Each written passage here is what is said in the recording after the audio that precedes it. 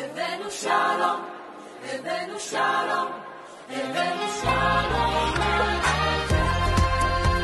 సర్వ సృష్టికర్త, జీవన మరణ దాత, సర్వేశ్వరుడైన ఘనమైన యేసు ప్రభువు దివ్యనామంలో యూట్యూబ్ ద్వారా వీక్షిస్తున్న మీకు అందరికీ శుభములు దీవెనలు తెలియజేస్తున్నాను. రండి, ఈరోజు ఈ ప్రభు దినమందు పాత నిబంధనలో చివరి పుస్తకమైన మలాఖీ పాత నిబంధనలో చివరి పుస్తకము. ఇది ఒక అద్భుతమైన పుస్తకం. ఇది చివరి పుస్తకము.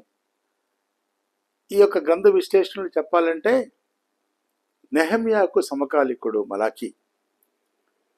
తర్వాత అంటే మలాఖీ అంటే అర్థం ఏంటంటే నా వర్తమానికుడు, మై మెసెంజర్, నా వర్తమానికుడు. అంశం ఏంటంటే దేవుని దయ, దేవుని ప్రేమ, దేవుని న్యాయములకై దేవుని పిలుపు. ఇది ఈ పుస్తకం యొక్క అంశంగా చెప్పవచ్చు. మూల పదంగా వచ్చే మాట ఏంటంటే ధర్మశాస్త్రమును విధులను జ్ఞాపకము చేసుకొనుట. కాబట్టి ఇది 4 అధ్యాయాలు ఉన్నాయి, 55 వచనాలు ఉన్నాయి. అద్భుతమైన పుస్తకము మలాఖీ. అంటే తర్వాత ఈ మలాఖీ తర్వాత 400 సంవత్సరాల నిశ్శబ్దం కనపడుతుంది. అంటే దాదాపుగా మలాఖీ నుండి బాప్తిజం ఇచ్చు యోహాను కాలం వరకు నిశ్శబ్ద కాలంగా చెప్పవచ్చు. యెహోవా తన ప్రజలతో ఆయన వాదిస్తున్నట్లుగా ఉంటుంది మలాఖీ గ్రంథంలో. సైన్యములకు అధిపతిగా యెహోవా ఇలాగూ సెలవిచ్చుచున్నాడు అనే మాటలు మొదటి 3 అధ్యాయాల్లో కనిపిస్తూ ఉన్నాయి. కాబట్టి దీని ఏమన్నామంటే ఇది చివరి, అంటే నిశ్శబ్దమునకు ముందు చివరి కేక. ఈ మాట జ్ఞాపకం చేసుకుంటే మలాఖీ అర్థమవుతుంది. 400 సంవత్సరాలు ఈ పుస్తకం తర్వాత there is a great silence for 400 years. అంచేత నిశ్శబ్దమునకు ముందు చివరి కేక మలాఖీ గ్రంథం. ఇది 4 అధ్యాయాలు 55 వచనాలు ఉన్నాయి. 2 భాగాలుగా చేసుకుంటే ఒకటేంటంటే నిరుత్సాహపరిచే విషయాలు ఉన్నాయి దీనిలో. గ్రంథ విశ్లేషణలో ఈ 4 అధ్యాయాలు ఈ యొక్క 55 వచనాలు మనం ధ్యానించుకుంటాం. దానికి ముందు దీనిలోని కీవర్డ్స్కి వెళదాం. 3వ అధ్యాయము 7వ వచనాన్ని కీవర్డ్స్గా ఉంటుంది. I'm reading Malachi chapter 3 verse 7. చదువుతున్నాను. మీ పితరుల నాట నుండి మీరు నా కట్టడలను గైకొనక వాటిని త్రోసివేసితిరి. అయితే మీరు నా తట్టు తిరిగిన ఎడల నేను మీ తట్టు తిరుగుదునని సైన్యములకు అధిపతి యెహోవా సెలవీయగా మేము దేని విషయంలో తిరుగుదామని మీరందరూ. ఎంత చక్కని మాట అండి. నువ్వు దేవుని వైపు తిరిగితే దేవుడు నీ వైపు తిరుగుతాడు. చాలామంది ఏమంటారంటే దేవుడే నా వైపు తిరగాలి అనే మాట పిడివాదంగా మాట్లాడుతూ ఉంటారు. చాలామందితో దేవుని వైపు నీవు తిరగాలి. దేవుడు ఎవరి హృదయంలో బలవంతంగా ప్రవేశింపడు. You have to invite him. నువ్వు ఆయన కానీ ఆహ్వానిస్తే నీ హృదయంలోనికి వచ్చి నీ జీవిత విధానాన్ని మార్చివేస్తాడు. కాబట్టి మీరు నా తట్టు తిరిగిన ఎడల నేను మీ తట్టు తిరిగిది. ఎంత అద్భుతం అండి. బైబిల్ గ్రంథ సారాంశం ఒక మాట చెప్పాలంటే you have to turn towards God and God will turn towards you. కాబట్టి అద్భుతమైన పుస్తకం ఇది. 2 మాటలు ఉన్నాయి, 2 భాగాలుగా. ఒకటి నిరుత్సాహపరిచే విషయాలు ఏంటంటే యథార్థత, కృతజ్ఞతా భావం లేని ప్రజలు, స్వామి భక్తి లేని యాజకుల పాపాలు. దీనిలో దేవుణ్ణి దోచుకోవటము, దేవుని ప్రేమకు స్పందన లేకపోవటము, దేవుని పేరుకు అప్రతిష్ట తీసుకురావటము, లోపాలున్న బలులు అర్పించటము, యాజకుల యొక్క ఆధ్యాత్మిక లోపము, తర్వాత పాపులను దేవుని దూషించేవారిని వారిని సన్మానించటం 2:17. 6వది ఏంటంటే దశమ భాగాలు కూడా ఇవ్వకుండా.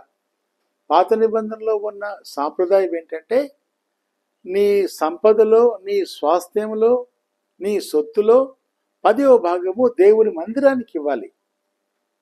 తర్వాత ఏమన్నాడంటే భక్తిహీనత ఎక్కువైపోయింది. ఈ 7 విషయాలు ఇవన్నీ కూడా నిరుత్సాహపరిచే విషయాలుగా ఉన్నాయి మలాఖీ గ్రంథంలో. తర్వాత ఏంటంటే సాంఘిక పాపాలు కూడా ఉన్నాయి.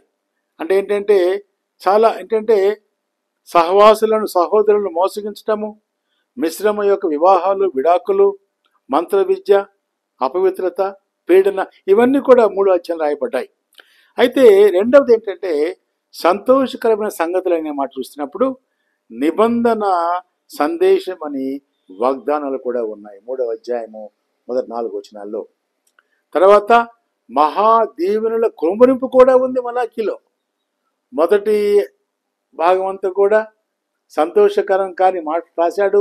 తర్వాత ఆకాశ వాకిళ్ళు విప్పి పట్టజాలుని దీవెనలు కుమ్మరిస్తానని ఓ అద్భుతమైన శ్రేష్టమైన వాగ్దానం కూడా మలాకీలో ఉంది. మూడవది ఏంటంటే పరిశుద్ధులు యెహోవాకు స్వంత ఆస్తిగా ఉంటారు 3వ అధ్యాయం 16-18. నీతి రాజ్యం చేసే నవయుగం ఉదయిస్తుంది అని కూడా 4వ అధ్యాయంలో ఉంది.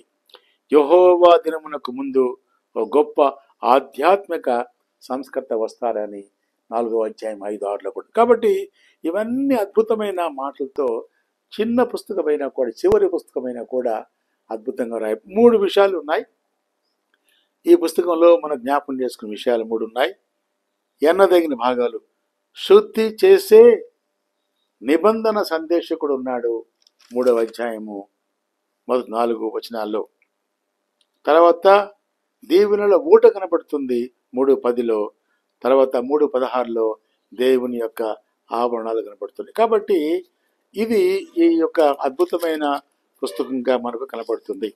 సరే, ఈ 4 అధ్యాయాలు ఒక 3 భాగాలు చేసుకుంటే మొదటి అధ్యాయము దేవుని ప్రేమను ప్రజ్వలింపే చేసే దేవుని ప్రేమను తోసివేశారు.